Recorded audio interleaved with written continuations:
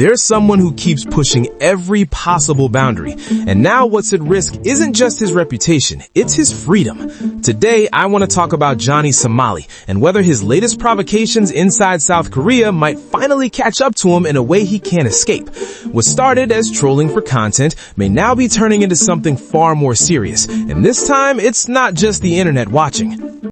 Anthem. That's the national anthem of North Korea. There's something called a National Security Act in Korea, and it is a crime to promote, propagate, or otherwise disseminate North Korean propaganda, etc. in South Korea.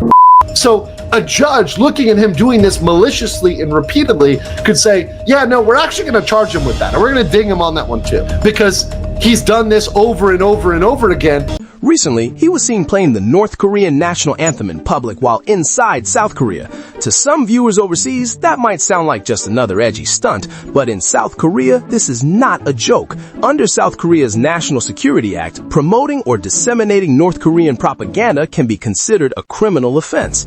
Now imagine a judge looking at repeated incidents, not once, not twice, but multiple times, and deciding whether this behavior was intentional, because repetition changes everything. It stops looking like humor and starts looking like a pattern. What made the situation even worse were statements referencing Kim Jong-un, joking about nuclear buttons, destruction, and hoping not to be present if the red button were pressed. Until Kim Jong-un nuclear I just don't want to be here when Kim Jong-un press that red button.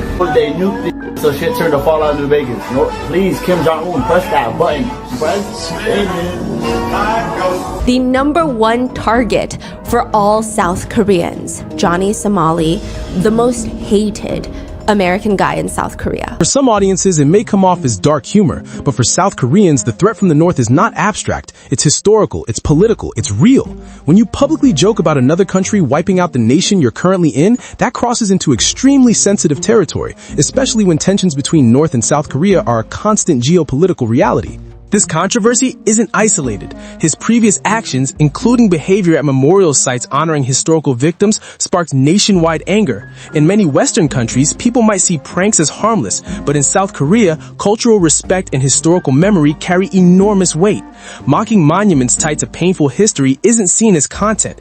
It's seen as crossing a moral line. And when public sentiment turns against you in a country known for strong cultural unity, the consequences can escalate quickly.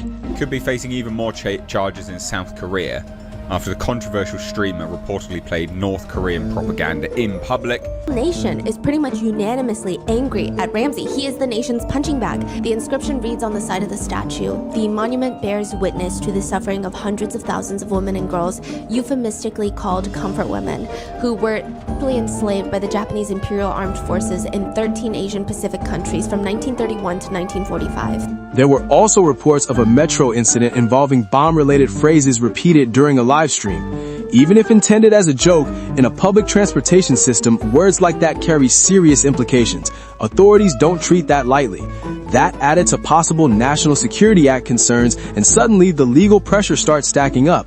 This isn't about online drama anymore. This is about real-world law, and judges don't evaluate clout. They evaluate actions. But the only thing I had to read in there, the U.S. Embassy brought me an English Quran, bro. That's one of the only things I had to read in there, bro, for 3 months.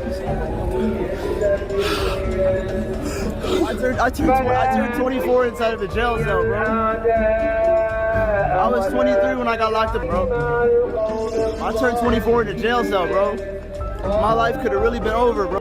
At some point, every content creator faces a line, a boundary, a moment where pushing further stops being profitable and starts being dangerous. The real question now isn't whether he'll go viral again, it's whether the legal system in South Korea decides that enough is enough. Because when you challenge a nation's laws, culture, and security repeatedly, the outcome rarely ends well.